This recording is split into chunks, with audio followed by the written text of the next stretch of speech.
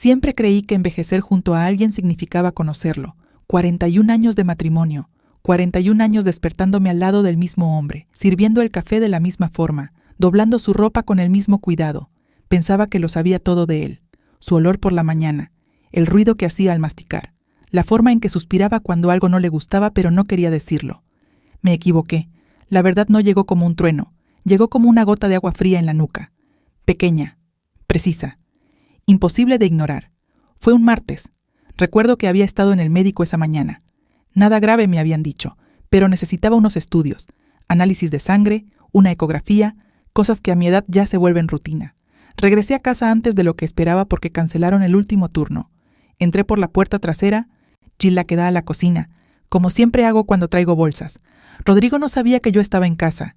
Eso fue lo primero que noté, que él no sabía. Estaba sentado en el estudio con la puerta entreabierta, hablando por teléfono en voz baja. No susurrando exactamente, pero con esa voz que uno usa cuando no quiere ser escuchado. Me quedé quieta en el pasillo. No fue una decisión, fue instinto. Ya le dije que todo va a estar listo antes de fin de mes. Decía, no tiene que preocuparse, ella no sabe nada, ella. Yo seguí escuchando. El departamento está a nombre mío solamente. Siempre lo estuvo. Cuando yo firme los papeles ya está. Nadie puede hacer nada. Hubo una pausa. Yo no respiraba. Sí. Mi hijo está de acuerdo. Hablamos el fin de semana. Colgó. Me fui a la cocina. Puse las bolsas sobre la mesada. Abrí el grifo y dejé correr el agua. Aunque no necesitaba nada. Solo necesitaba que mis manos tuvieran algo que hacer. Esa tarde Rodrigo bajó a comer como si nada. Me preguntó qué había dicho el médico. Le dije que todo bien, que solo eran estudios de rutina. Me miró con esa cara de siempre, esa cara tranquila y dijo, «¡Qué bueno, mi amor!». Yo sonreí. Y en ese momento entendí algo que nunca había entendido antes, que él llevaba años sonriendo de la misma forma. Rodrigo y yo nos casamos cuando yo tenía 27 años. Él tenía 32. Era contador, serio, con una familia de apellido conocido en el barrio. Mi madre decía que era un buen partido.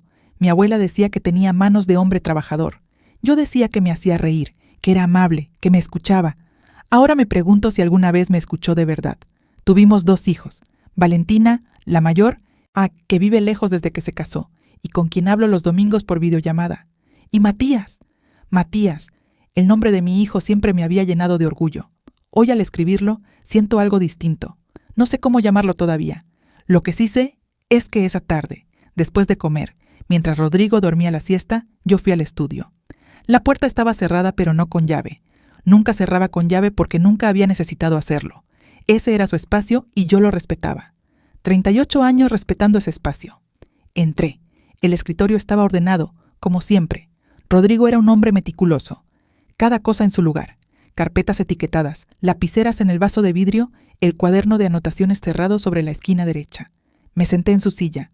Me sentí extraña ahí, como si estuviera haciendo algo que no debía. Pero ya no me importaba lo que debía.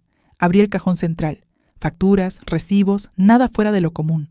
El cajón de la derecha, más carpetas. Abrí la primera, movimientos bancarios de la empresa. La segunda, contratos de alquiler de propiedades que yo conocía. La tercera carpeta no tenía etiqueta. Adentro había una sola hoja, una escritura, un departamento en una zona que yo conocía vagamente, a 40 minutos de casa. Fecha de compra, hacía 18 meses. Mi nombre no estaba en ningún lugar de ese documento. Lo leí 2 veces, 3 veces, esperando que mi nombre apareciera en alguna línea, en algún párrafo, en algún rincón del papel. No estaba. Esa noche no dormí. Estuve acostada en la oscuridad, escuchando la respiración de Rodrigo a mi lado, preguntándome cuántas noches había dormido así, sin saber lo que sabía ahora. Pensé en llamar a Valentina, pero no quería alarmarla sin tener más información. Valentina era como yo. Necesitaba entender bien las cosas antes de reaccionar. Pensé en confrontar a Rodrigo directamente, pero algo me detuvo. No era miedo, era otra cosa. Era la certeza de que si lo enfrentaba en ese momento, él lo negaría, buscaría una explicación, y yo terminaría sintiéndome exagerada. ¿Cuántas veces había pasado eso en 41 años? No esta vez. Esta vez iba a saber exactamente qué era lo que estaba enfrentando antes de decir una sola palabra. A las 3 de la mañana, cuando la respiración de Rodrigo se hizo profunda y pareja, me levanté. Volví al estudio. Esta vez no encendí la luz grande. Usé la lamparita del escritorio. Abrí la tercera carpeta otra vez y saqué la escritura. La fotografié con mi teléfono, cada hoja, cada página. Luego seguí buscando. En el cajón de la izquierda, en el fondo, debajo de un sobre con fotos viejas que yo misma había guardado ahí hace años, encontré algo más, un teléfono celular. No era el suyo, el de él era negro, más nuevo. Este era gris, más pequeño, con la pantalla rayada. Lo encendí, tenía clave, lo dejé donde estaba. Pero lo fotografié también. Esa noche, antes de volver a la cama, me prometí algo, que antes de hablar ibas a entender, que esta vez no me iban a convencer de que yo había visto lo que no era. Al día siguiente actué con normalidad. Eso fue lo más difícil, no el descubrimiento, la normalidad después del descubrimiento. Preparé el desayuno. Escuché a Rodrigo hablar del partido de fútbol que había visto la noche anterior. Asentí en los momentos correctos. Lavé los platos. Cuando él salió, llamé a mi hermana Graciela. Graciela es 3 años menor que yo y trabaja en un estudio jurídico desde hace 20 años. No como abogada, sino como administrativa, pero en 20 años ha visto de todo. Necesito que me expliques algo, le dije, sobre propiedades, sobre derechos. Hubo un silencio corto. ¿Qué pasó, Inés? Le conté lo que había escuchado. Le conté la escritura. No todo, pero lo suficiente. Graciela tardó un momento en responder. ¿Cuándo fue la compra? Hace 18 meses. Otro silencio. ¿Tenés la escritura? La fotografié. Bien, dijo. Muy bien, no le digas nada todavía. ¿Me podés mandar las fotos? Le mandé todo. La escritura, la foto del teléfono, los movimientos de la carpeta que había podido leer antes de cerrarla. Dame unos días, dijo Graciela. Y por favor, Inés, no te muevas todavía. No digas nada. No hagas nada que lo ponga en alerta. Colgué, me senté en la silla de la cocina, la misma silla donde me había sentado a desayunar miles de veces, y miré la mesa. La misma mesa de madera que habíamos comprado juntos cuando Valentina tenía 5 años. La misma mesa donde habíamos festejado cumpleaños, donde habíamos ayudado a los chicos con las tareas, donde habíamos discutido y nos habíamos reconciliado. Ahora me preguntaba cuántas decisiones se habían tomado en otro lugar, sin mí, sobre mí. Eso fue lo que más dolió. No la traición en sí misma, sino comprender que mi ausencia en esas decisiones había sido intencional, que alguien había construido algo a mis espaldas mientras yo seguía creyendo que éramos un equipo. 3 días después, Matías vino a comer. Lo miré diferente esa noche.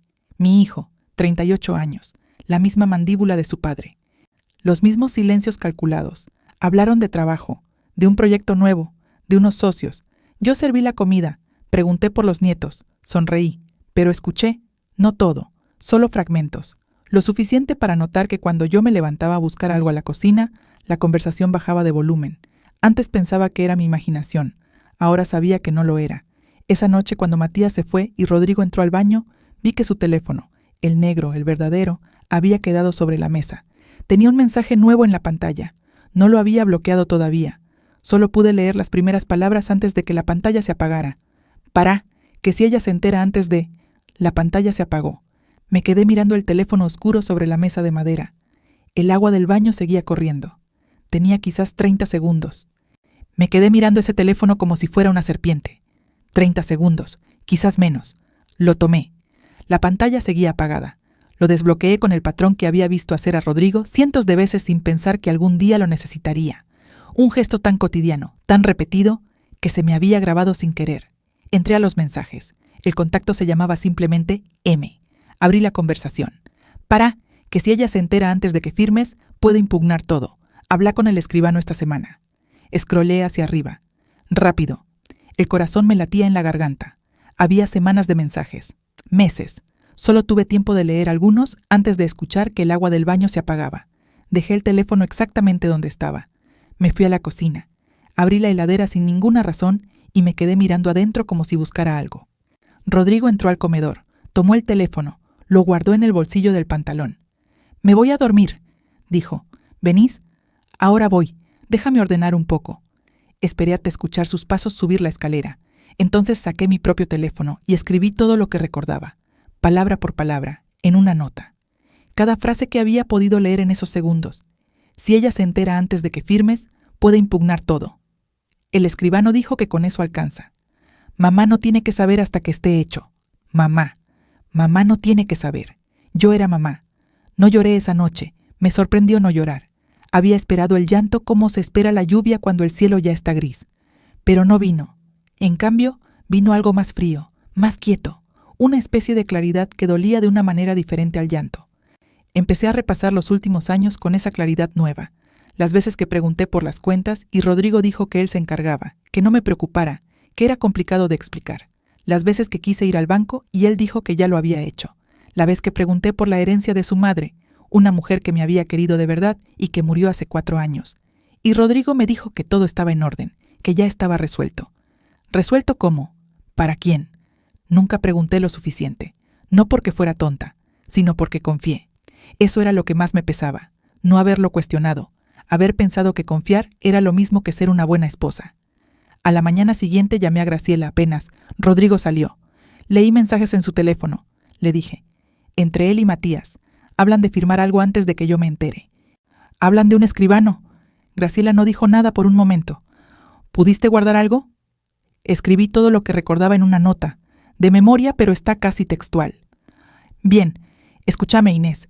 Necesito que vengas al estudio esta tarde. No al mío, a uno de los abogados con los que trabajamos. Se llama Ferreira. Es buena persona y sabe de esto. ¿De qué es esto, Graciela? Otra pausa.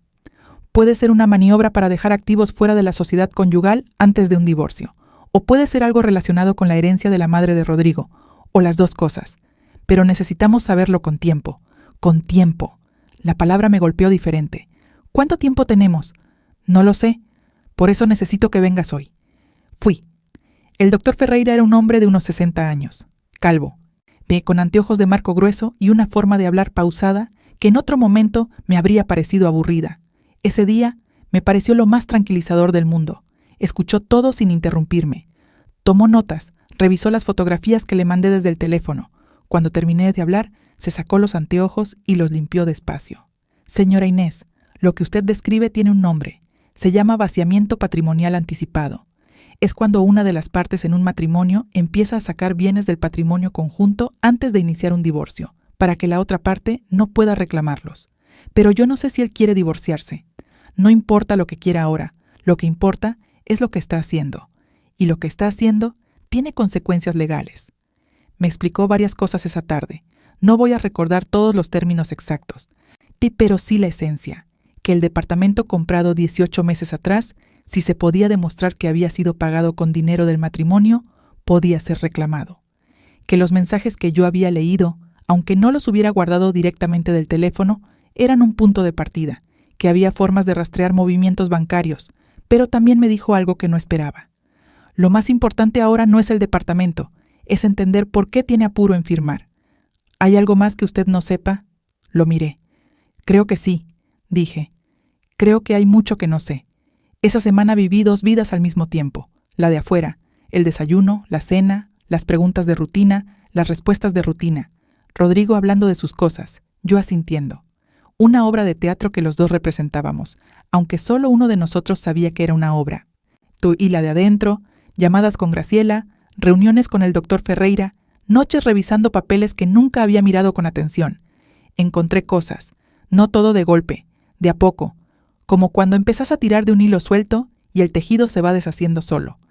Encontré que teníamos una cuenta bancaria que yo conocía y una cuenta que yo no conocía, ambas a nombre de Rodrigo, pero la segunda sin mi firma en ningún lado. Según el doctor Ferreira, eso era posible porque Rodrigo había abierto esa cuenta antes de nuestro matrimonio y nunca la había declarado como bien común.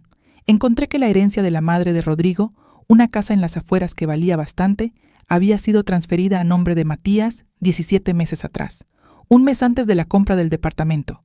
¡Un mes! Las fechas no eran casualidad. Esto es un plan, le dije a Graciela una tarde, mientras tomábamos café en su cocina. No es una cosa que pasó, es un plan que llevan por lo menos 2 años. Graciela me miró con esa cara que tienen los hermanos menores cuando están a punto de decirte algo que saben que te va a doler. Inés, ¿Rodrigo te habló alguna vez de divorciarse? No. ¿Hay alguien más? La pregunta me cayó como un balde de agua fría, aunque ya la había pensado sola en la oscuridad. No sé, dije. No encontré nada de eso. Pero tampoco sé qué estoy buscando. El teléfono gris, dijo Graciela. Sí, el teléfono gris. Seguía ahí, en el cajón del estudio, debajo de las fotos viejas. Yo lo había revisado cada vez que podía, pero la clave de 4 dígitos no cedía. Había probado fechas de cumpleaños, aniversarios, números que conocía. Nada. Antes de seguir, si esta historia te está llegando, Si sentís que estas palabras dicen algo que vos también viviste o que alguien cercano vivió, déjame un comentario. No importa qué tan corto sea. Solo escribí, acá estoy. Me importa saber que no estoy hablando sola. Fue Valentina quien me dio la clave sin saberlo. La llamé ese domingo como siempre. Hablamos de los chicos, de su trabajo, de una receta que había probado. Y en un momento, sin ninguna razón particular, me preguntó: «Mamá, ¿papá te contó lo de la fecha?» Me quedé quieta. «¿Qué fecha?» Una pausa corta del otro lado. «Ay, pensé que ya sabías. Me dijo que iban a hacer algo por el aniversario de los abuelos. Una misa, creo. El día del cumpleaños de la abuela Clotilde. La abuela Clotilde, la madre de Rodrigo. Su cumpleaños era el 14 de marzo. Esa noche, cuando Rodrigo se durmió, fui al estudio. Saqué el teléfono gris. Escribí 1403. La pantalla se desbloqueó. Me temblaron las manos, pero no aparté los ojos. Lo que encontré adentro no era lo que yo esperaba. Esperaba mensajes con otra mujer. Esperaba fotos, conversaciones románticas, algo de ese tipo. No era eso. Era algo diferente. Y en cierta forma, era peor. Había una sola conversación guardada en ese teléfono. Un único contacto, sin nombre, solo un número. Los mensajes eran pocos pero claros. Hablaban de una transferencia, de una suma de dinero que yo nunca había visto mencionada en ningún lado. Una cifra que no tenía explicación dentro de lo que yo conocía de nuestras finanzas. Y al final de la conversación, un mensaje enviado por Rodrigo que decía: «Cuando ella muera, todo pasa a Matías de todas formas. Pero si esperamos, perdemos tiempo. Mejor así. Cuando ella muera, yo». Me senté en el suelo del estudio. No fue una decisión. Fueron las piernas que dejaron de sostenerme. Releí el mensaje 3 veces. No era una amenaza directa. No decía nada que pudiera interpretarse como un plan para hacerme daño. Pero tampoco era ambiguo. Era un hombre hablando de la muerte de su esposa como de un evento que simplemente iba a ocurrir, como de un trámite pendiente, como si yo fuera un obstáculo con fecha de vencimiento. Fotografié todo, cada mensaje, cada número. Guardé las fotos en una carpeta en la nube que solo yo conocía. Luego puse el teléfono exactamente donde estaba. Volví a la cama. Me acosté al lado de Rodrigo. Escuché su respiración y entendí que ya no se trataba solo de dinero, ya no se trataba solo de propiedades, ni de firmas, ni de maniobras legales. Que se trataba de algo mucho más simple y mucho más oscuro. Se trataba de cuánto valía yo para el hombre con el que había dormido 41 años. Y la respuesta estaba escrita en ese teléfono gris, en esas pocas palabras frías. Valía menos que el tiempo que les hacía perder. Al día siguiente, tenía turno con el médico para buscar los resultados de los estudios. Fui sola, como siempre. El doctor me hizo pasar, me pidió que me sentara, y antes de abrir la carpeta con mis resultados, me miró de una manera que yo ya conocía. Esa manera en que los médicos te miran cuando lo que van a decir va a cambiar algo.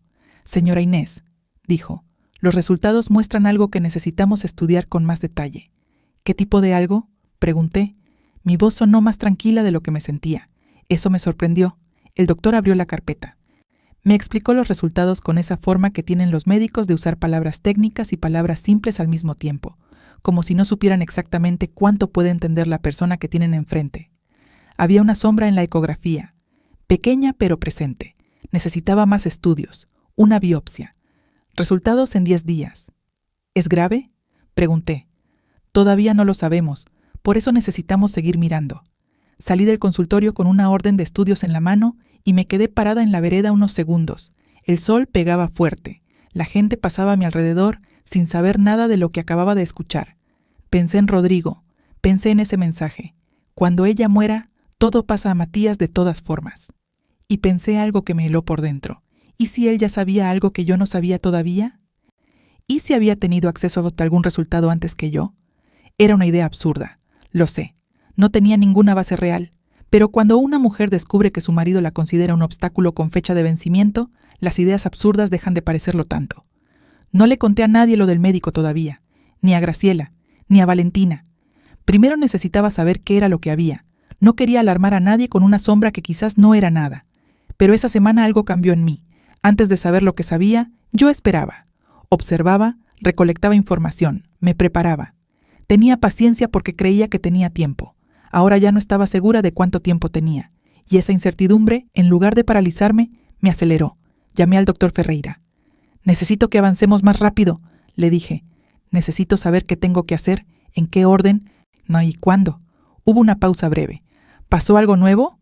«Sí, Pero no se lo puedo explicar todo ahora. Solo necesito saber que si algo me pasara a mí, mis derechos están protegidos. Otra pausa, más larga. Venga mañana a primera hora, dijo. Esa tarde, mientras preparaba la cena, Rodrigo llegó más temprano de lo habitual.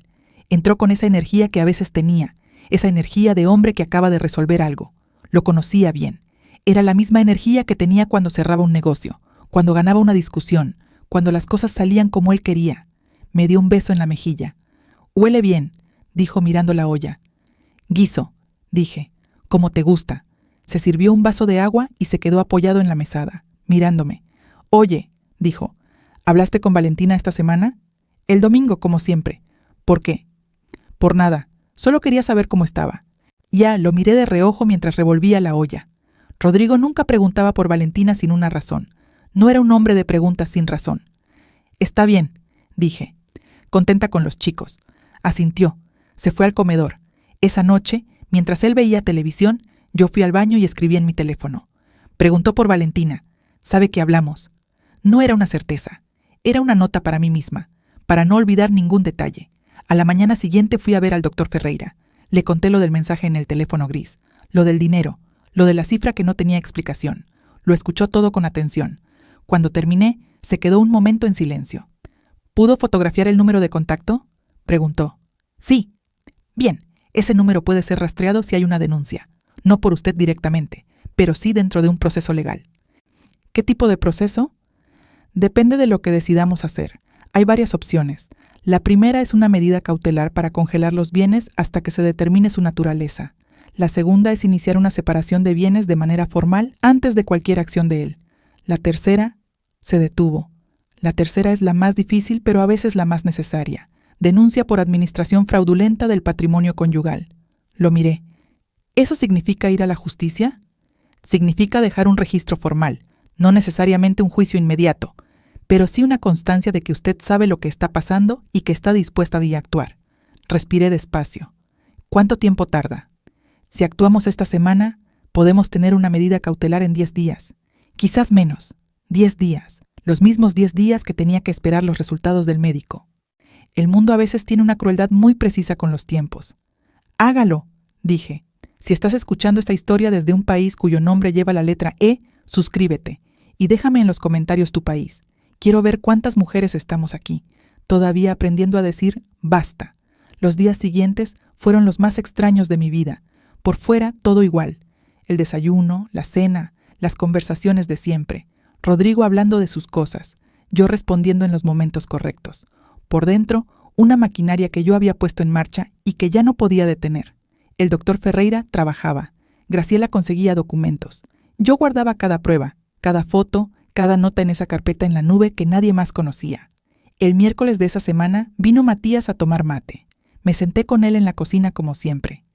Le pregunté por su trabajo, por los nietos, por su esposa Laura, y en un momento, sin que yo lo buscara, Matías dijo algo que no debería haber dicho. Papá me dijo que estuviste en el médico de nuevo. Lo miré. Sí, estudios de rutina.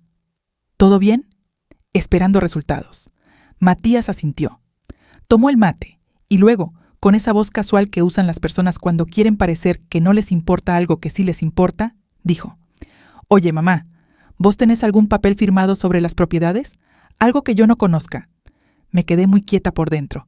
Por fuera lo miré con la misma cara de siempre. ¿Por qué me preguntas eso, Matías? Por nada. Por si acaso. Ya que estás haciendo estudios, es bueno tener los papeles en orden. Lo miré unos segundos más de lo normal. Los papeles están en orden, dije. Siempre lo estuvieron. Matías sonrió. Terminó el mate. Se fue media hora después. Cuando cerré la puerta, me apoyé contra ella. Mi propio hijo había venido a chequear si yo tenía documentos que les complicaran los planes. Mi propio hijo. Eso dolió de una manera para la que no tenía nombre todavía. El jueves llamaron del médico, no para darme los resultados de la biopsia, que todavía no estaban, sino porque había un espacio libre antes de lo previsto y querían saber si yo podía ir al día siguiente. Fui. Me hicieron la biopsia un viernes por la mañana. No fue agradable, pero tampoco fue lo peor que había vivido esa semana. El cuerpo a veces duele menos que las palabras. Salí del centro médico y me fui directo a lo de Graciela. Nos sentamos en su cocina. Me preparó un té que no tomé y le conté todo. Lo del médico, lo de Matías, lo de la pregunta sobre los papeles. Graciela me escuchó sin interrumpir. Cuando terminé, me tomó la mano. Inés, no me digas que lo lamente, dije. Todavía no. Esperemos los resultados. No iba a decir eso, dijo. Iba a decir que sos la mujer más entera que conozco. No sé si era verdad, pero en ese momento lo necesitaba escuchar. ¿Cómo va lo de Ferreira?, pregunté. La medida cautelar está en proceso. Mañana o pasado firmas los papeles. ¿Rodrigo va a saber? Va a saber cuando ya no pueda hacer nada al respecto. Asentí. Eso era lo que necesitaba. Esa noche cené con Rodrigo como siempre. Él habló de un viaje que quería hacer, un lugar al que habíamos ido hace 20 años y que él recordaba con nostalgia. Me preguntó si me gustaría volver. Lo miré a los ojos mientras hablaba. 41 años de matrimonio, 41 años durmiendo al lado de ese hombre, despertándome al lado de ese hombre, creyendo que lo conocía. ¿Cuándo había empezado esto? ¿2 años atrás, cuando compró el departamento? 5 años atrás. ¿Siempre había sido así y yo simplemente no había querido ver? Sí, dije, me gustaría volver. Rodrigo sonrió. Yo también sonreí, y ninguno de los dos decía lo que estaba pensando. El sábado por la mañana, Rodrigo salió temprano. Dijo que tenía una reunión. No preguntó si yo tenía planes. Nunca preguntaba. Fui al estudio. Esta vez no a buscar nada. Ya tenía lo que necesitaba. Fui porque quería mirar ese espacio una vez más antes de que todo cambiara. Me senté en su silla. Miré el escritorio ordenado, las carpetas etiquetadas, el cuaderno de anotaciones. Abrí el cuaderno. Era un cuaderno de agenda, del tipo que Rodrigo usaba para anotar compromisos, reuniones, cosas por hacer. Pasé las páginas sin buscar nada en particular, y en una página del mes anterior encontré una línea escrita con la letra apretada de Rodrigo. Llamar al doctor Suárez. Confirmar plazo máximo. Doctor Suárez. No era el nombre de ningún médico que yo conociera. No era tampoco el nombre del escribano que habían mencionado en los mensajes. Fotografié la página. Guardé todo. Cerré el cuaderno. Y fue en ese momento, con el cuaderno cerrado entre mis manos, cuando escuché la puerta de entrada. Rodrigo había vuelto. Demasiado pronto. Me levanté. Puse el cuaderno exactamente donde estaba. Apagué la lamparita. Salí del estudio y cerré la puerta detrás de mí. Llegué al pasillo justo cuando Rodrigo subía la escalera. Me vio. Se detuvo. Nos miramos. «¿Qué hacías ahí?», preguntó. No había acusación en su voz, solo una pregunta, pero sus ojos eran distintos. «Calculadores, esperando. Busqué un sobre», dije. «Creí que había dejado uno ahí la semana pasada». Una pausa. «¿Lo encontraste?» «No, debe estar en otro lado». Rodrigo me miró unos segundos más. Luego asintió y siguió subiendo. Yo me quedé en el pasillo con el corazón latiendo fuerte. Esa tarde Rodrigo estuvo callado, más callado de lo normal, y yo supe, con esa certeza que no necesita pruebas, que algo había cambiado, que él empezaba a sospechar, y que el tiempo que creía tener se acababa de acortar. Esa noche, antes de dormir, me llegó un mensaje de Graciela. 4 palabras. Mañana, a primera hora. No dormí. Me quedé mirando el techo con los ojos abiertos, escuchando la respiración de Rodrigo a mi lado. Esa respiración que 41 años atrás me parecía la cosa más tranquilizadora del mundo. Ese sonido que durante décadas había significado hogar, compañía, seguridad, ahora solo me recordaba cuánto tiempo había estado durmiendo al lado de un desconocido. A las 5 de la mañana me levanté con cuidado, me vestí en el baño, bajé a la cocina, tomé mi bolso, mi teléfono y la carpeta donde había guardado copias impresas de todo lo que había fotografiado estas semanas. Salí de casa antes de que amaneciera. La oficina del doctor Ferreira quedaba a 20 minutos en colectivo. Llegué antes de que él abriera. Me senté en el banco de la vereda de enfrente y esperé con las manos sobre la cartera. Una mujer mayor sola en una vereda a las 7 de la mañana. Nadie me miró 2 veces. Así es la invisibilidad a cierta edad. A veces duele y a veces te protege. Graciela llegó 10 minutos después. Me abrazó sin decir nada. Ese abrazo duró más de lo habitual. «¿Cómo estás?», preguntó cuando se separó. «Lista», dije. Y era verdad. Estaba asustada, sí. Estaba cansada, sí. Pero debajo de todo eso, había algo que no había sentido en muchos años. Una especie de firmeza. Como cuando uno pone los 2 pies en el suelo y decide no moverse. El doctor Ferreira llegó a las 7:30. Nos hizo pasar de inmediato.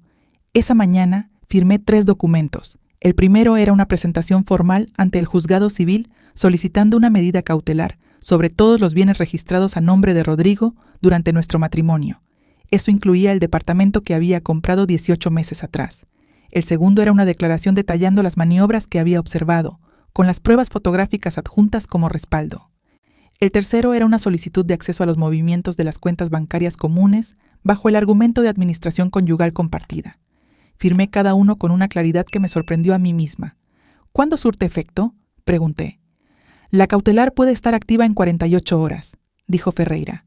Una vez activa, ningún bien puede ser transferido ni vendido sin autorización judicial. ¿Y él va a saber? Va a recibir una notificación. No puede evitarse. Asentí. ¿Cuánto falta para eso? Si el juez firma hoy o mañana, el martes a más tardar. Martes. Hoy era domingo. 2 días. Salí de esa oficina con Graciela a mi lado y el sol ya alto en el cielo. Caminamos una cuadra en silencio antes de que ella hablara. ¿Vas a volver a casa? Sí. ¿Estás segura? No tengo dónde más ir todavía. Y si me voy ahora, él va a saber que algo pasó antes de que la cautelar esté activa. Necesito 2 días más. Graciela me miró con esa cara. 2 días, repitió. 2 días, confirmé. Me tomó del brazo mientras caminábamos. Si pasa cualquier cosa, me llamás. Sí. No me importa la hora. Sí. Inés. Graciela. Nos miramos. Lo sé, dije. Lo sé. Volví a casa antes del mediodía. Rodrigo estaba en el comedor, leyendo el diario con el café en la mano. Levantó la vista cuando entré. ¿Dónde estabas? Fui a comprar unas cosas. Levanté la bolsa que había agarrado en el camino, en la panadería de la esquina, y se me antojaron facturas. Lo miré a los ojos mientras lo decía. Él me sostuvo la mirada un segundo, luego volvió al diario. «Bien», dijo. Me fui a la cocina. Puse las facturas en el plato. Preparé el café. Y todo fue exactamente igual que siempre, excepto que nada era igual que siempre. El lunes fue el día más largo de mi vida. Rodrigo estuvo en casa toda la mañana, cosa que no era habitual. Trabajó en el estudio con la puerta cerrada. Yo escuché 2 llamadas telefónicas a través de la pared, pero no pude distinguir las palabras. A la tarde salió. Dijo que tenía una reunión. En cuanto escuché el auto alejarse, llamé a Ferreira. ¿Hay novedades? El juez recibió la presentación esta mañana. Está en revisión. ¿Cuándo sabremos? Esta tarde o mañana a primera hora. Colgué. Me senté en la cocina. Miré la mesa de madera. Pensé en todas las cenas que habíamos tenido en esa mesa. Los cumpleaños, las navidades, las tardes de mate con los chicos cuando eran pequeños, Valentina con sus trenzas, Matías con ese flequillo que nunca quedaba quieto. ¿En qué momento había dejado de ser una familia para convertirse en esto? No lo sabía, quizás nunca lo sabría, pero sí sabía algo, que el dolor que sentía en ese momento no era por Rodrigo, era por la versión de mi vida que yo había creído que tenía, por los 41 años que yo había vivido de una forma y que ahora tenía que volver a mirar desde otro ángulo. Eso era lo que nadie te dice cuando descubrís una traición larga, que no solo perdés a la persona, perdés también tu propio pasado tal como lo recordabas. Si esta historia te está moviendo algo por dentro, dale like. Es la forma más simple de decirme que no estoy sola en esto. Rodrigo volvió a las 8 de la noche. Cenamos casi en silencio. Él dijo algunas cosas sobre el tráfico, sobre el calor. Yo asentí. Después de cenar se quedó mirando el teléfono en el sillón. Y yo lavé los platos. Fue mientras secaba el último plato cuando escuché que él decía, sin levantar la vista del teléfono: «Oye, Inés, ¿vos fuiste al banco últimamente?» Me quedé quieta un segundo. «No». «¿Por qué?» «Por nada». Me pareció que habían mandado una comunicación sobre la cuenta. Lo miré desde la cocina. «No fui al banco», dije. «Si llegó algo, debe estar en el correo». Él asintió. Siguió mirando el teléfono. Yo terminé de secar el plato. Pero algo en esa pregunta me heló. Él estaba chequeando. No sabía qué exactamente, pero algo le había llegado. Algo había cambiado, y él estaba oliendo el aire como los animales cuando sienten que el terreno se movió. Esa noche tardé mucho en dormirme. A las 2 de la mañana, escuché que Rodrigo se levantaba. Sus pasos en el pasillo. La luz del estudio encendiéndose por debajo de la puerta. Me quedé quieta. 10 minutos. 20. 30. La luz se apagó. Sus pasos de vuelta. Se metió en la cama. Y yo seguí quieta, respirando despacio, esperando que él creyera que dormía. El martes amaneció nublado. Me levanté antes que Rodrigo. Preparé el desayuno. Puse la mesa. Todo normal. A las 8:30 me llegó un mensaje de Ferreira. 2 palabras.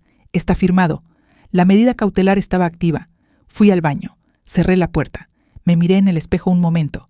Luego saqué el teléfono y le escribí a Valentina. No todo, solo lo suficiente. Hija, esta semana voy a necesitar que hablemos. No es urgente, pero es importante. Cuando puedas, llámame. La respuesta llegó en 2 minutos. Mamá, ¿me asustás? ¿Estás bien? Estoy bien. Más bien que hace mucho tiempo, en realidad. Era la verdad. Extraña, dolorosa, pero verdad. Y Rodrigo recibió la notificación ese mismo martes al mediodía. Yo estaba en la cocina cuando sonó su teléfono. Lo vi leer la pantalla. Vi cómo su cara cambiaba. Fue un cambio pequeño, casi imperceptible, pero yo llevaba 41 años mirando esa cara. Lo vi. Guardó el teléfono en el bolsillo. Se quedó parado en el comedor unos segundos. Luego vino a la cocina. Me miró. Inés. ¿Sí? ¿Hay algo que me quieras decir? Lo miré a los ojos. Los mismos ojos que había mirado en nuestra boda, en el nacimiento de nuestros hijos, en cenas, en vacaciones, en noches de tormenta y mañanas tranquilas. Hay muchas cosas que me gustaría decirte, dije, pero creo que hasta esta altura es mejor que hables con un abogado. El silencio que siguió fue el más largo que habíamos tenido en 41 años. ¿Qué hiciste?, dijo, bajo, casi sin voz. Trata de protegerme, dije, lo que debí haber hecho mucho antes. Rodrigo se apoyó en la mesada. Por primera vez en todo este tiempo, lo vi sin esa tranquilidad que siempre había tenido, sin esa seguridad de hombre que cree que controla todo. Lo vi pequeño, y no sentí satisfacción, solo una tristeza limpia, sin fondo. El departamento, dijo, está cautelado.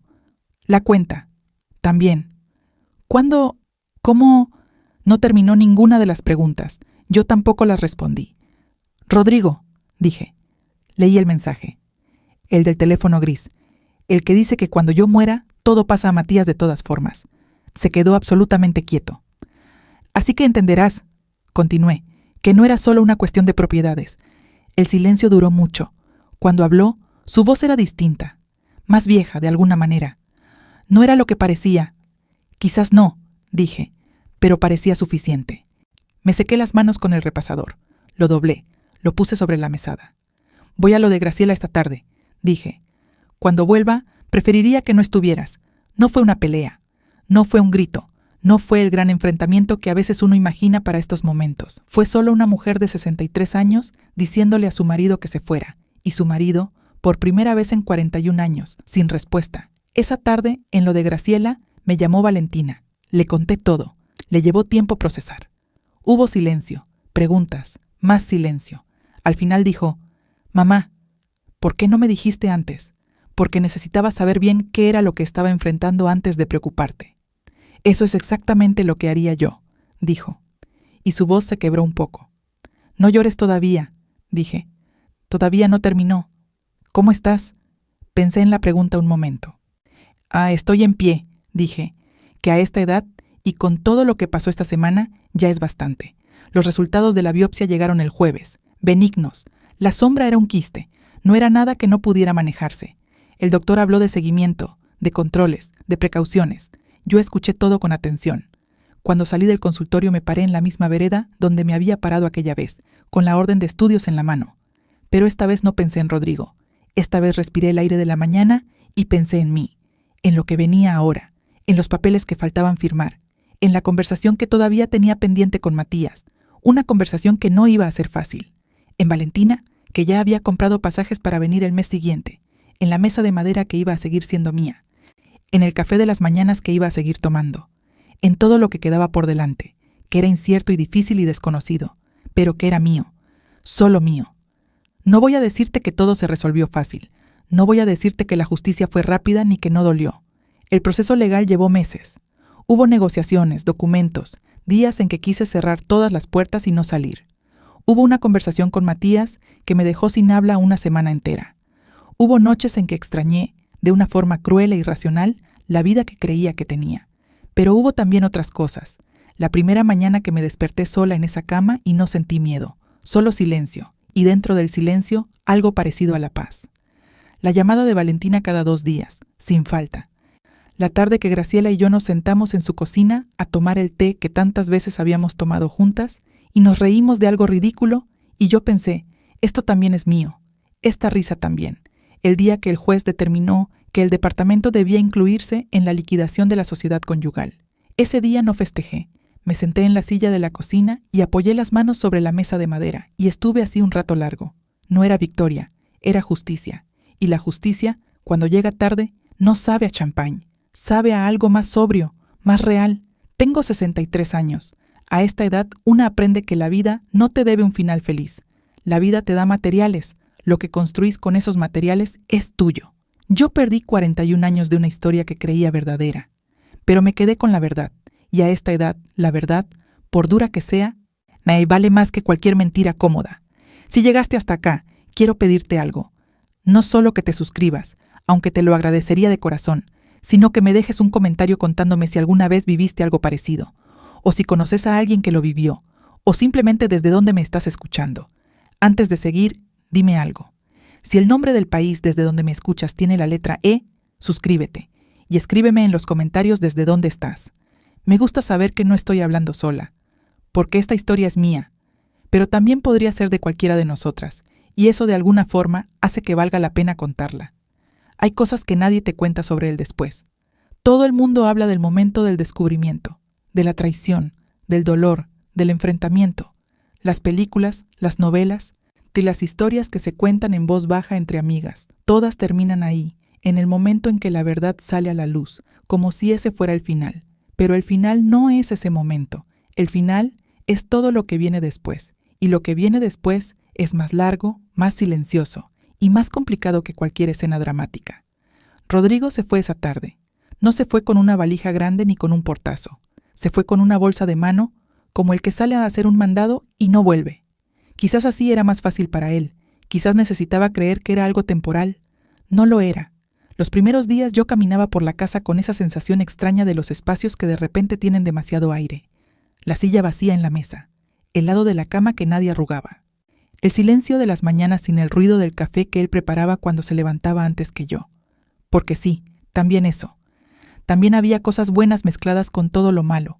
41 años no son solo traición, son también momentos reales, mañanas reales, una vida compartida que existió aunque haya terminado envenenada. Eso era lo más difícil de explicarle a la gente. Graciela me preguntó una vez si lo extrañaba.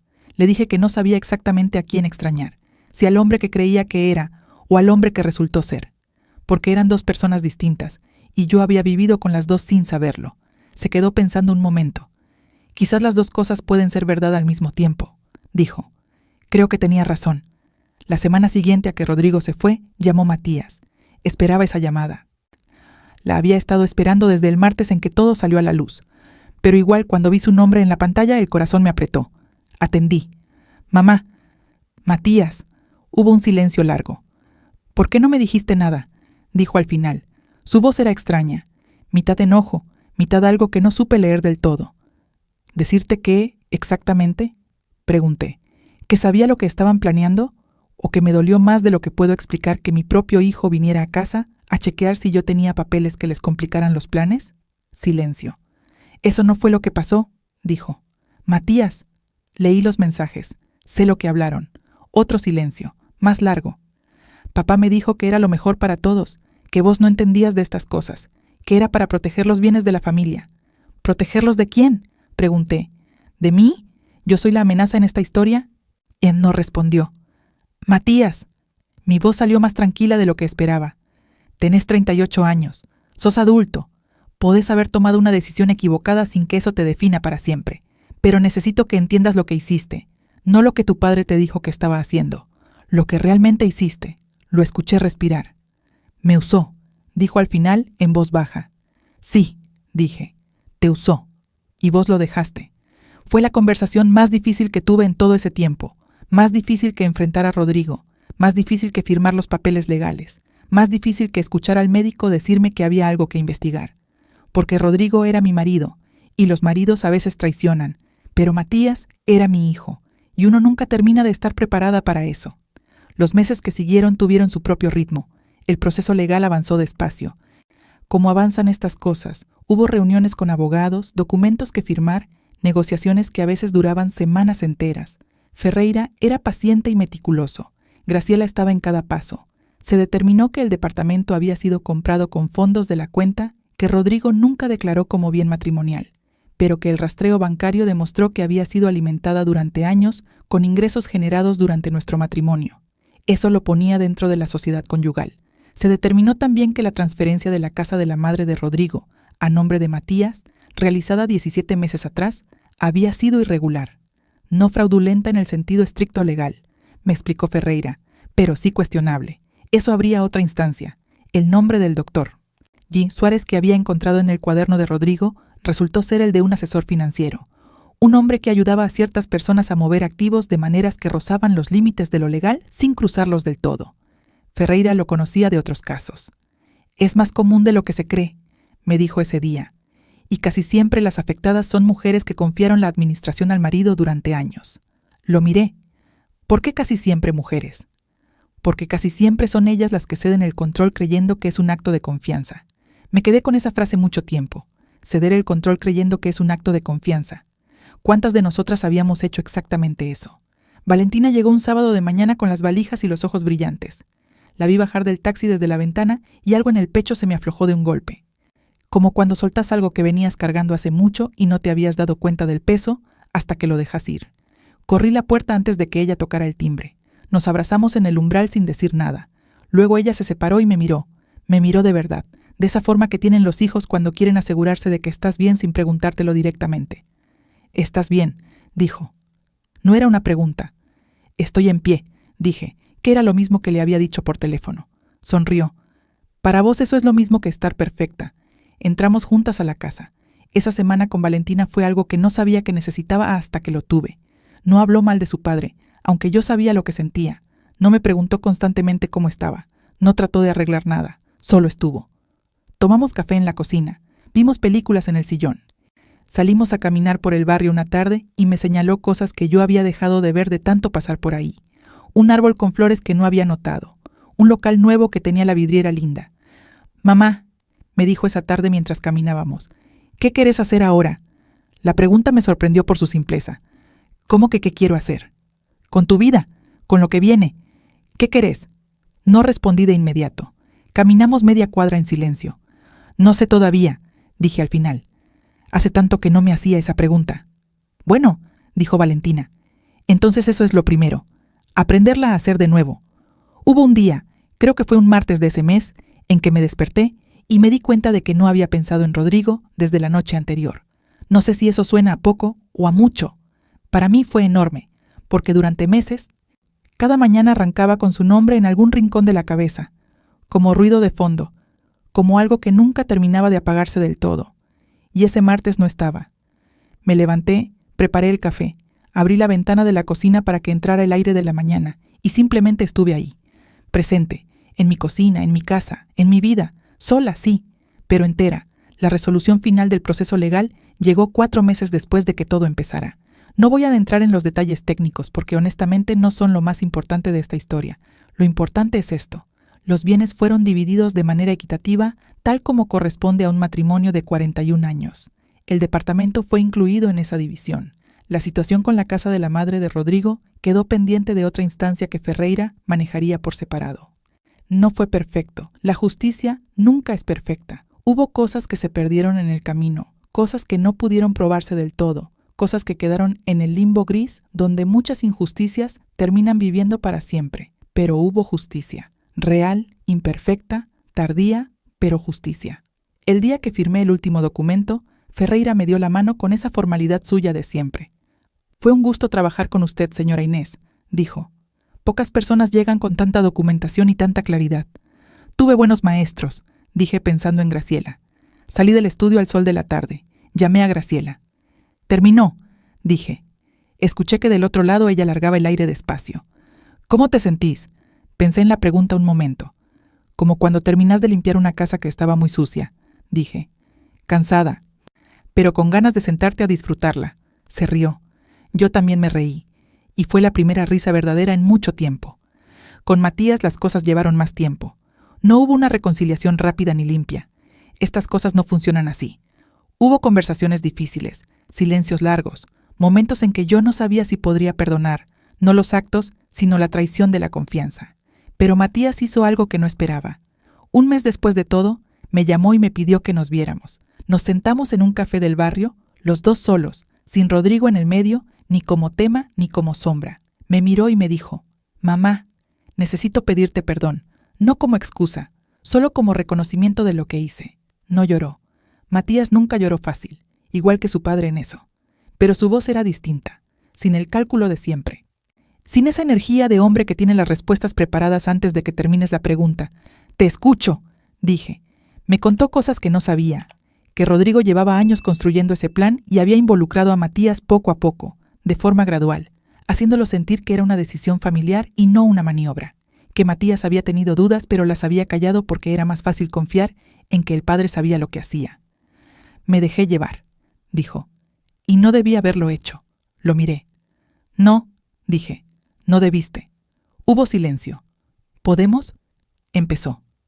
No sé todavía, dije, pero estamos acá hablando. Eso es algo. No era el abrazo que quizás él esperaba, pero era la verdad. Y a esta altura de mi vida, la verdad era lo único que me interesaba dar y recibir. Lo de Rodrigo no tuvo conversación profunda. Hubo comunicaciones a través de los abogados. Hubo una llamada breve, una sola, en que él dijo algo parecido a que lamentaba cómo habían salido las cosas. No dijo que lamentaba haberlas hecho. Hay una diferencia enorme entre esas dos cosas. No le respondí nada. Simplemente dije que los abogados podían coordinar lo que faltara. Y corté. Quizás en otra vida, con otra historia, habría necesitado una conversación más larga, una explicación, un enfrentamiento, algún tipo de cierre, pero descubrí algo. El cierre no siempre viene de la otra persona. A veces el cierre lo construís vos sola, con tus propias manos, con tus propias decisiones. Y ese cierre vale más que cualquier explicación que el otro pueda darte, porque es tuyo. Nadie te lo puede quitar. Hoy vivo sola en la casa con la mesa de madera. Me levanté esta mañana, preparé el café, abrí la ventana y miré el jardín que descuidé durante años porque siempre había algo más urgente que atender. Este mes planté 3 cosas nuevas. No sé todavía si van a aprender, pero las planté. Los domingos hablo con Valentina por videollamada. A veces con los nietos, que se pelean por quién habla primero con la abuela, y eso me llena de una alegría que no cambiaría por nada. Con Matías hablamos cada 2 semanas, más o menos, despacio, con cuidado, construyendo algo que no sé cómo llamar todavía, pero que existe. Graciela viene los miércoles a tomar el té. Siempre trae algo rico, y siempre se queda más de lo planeado, y yo nunca me quejo. El doctor Ferreira me manda los avances del último proceso de vez en cuando. Las cosas siguen moviéndose, despacio, como se mueve la justicia, y yo sigo moviéndome también. Si llegaste hasta acá con esta historia, quiero que sepas algo. No te conté esto para que sientas lástima. No te conté esto para que te enojes con Rodrigo o con Matías o con ninguno de los personajes de este relato. Te conté esto porque creo que hay muchas mujeres que están viviendo algo parecido ahora mismo. Quizás no exactamente igual, quizás más silencioso, más escondido, más difícil de nombrar. Mujeres que confían y son usadas por esa confianza. Mujeres que ceden el control creyendo que es amor. Mujeres que a cierta edad se encuentran mirando su propia vida como si fuera la de una extraña y preguntándose cómo llegaron ahí. A esas mujeres les digo, el momento de actuar no pasó.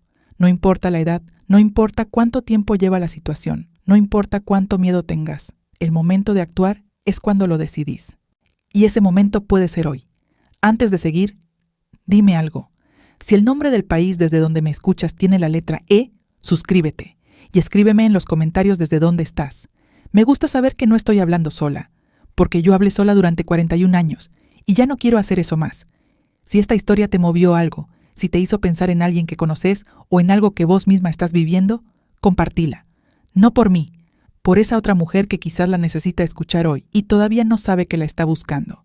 Y suscríbete, si no lo hiciste todavía. Aquí voy a seguir contando historias como esta.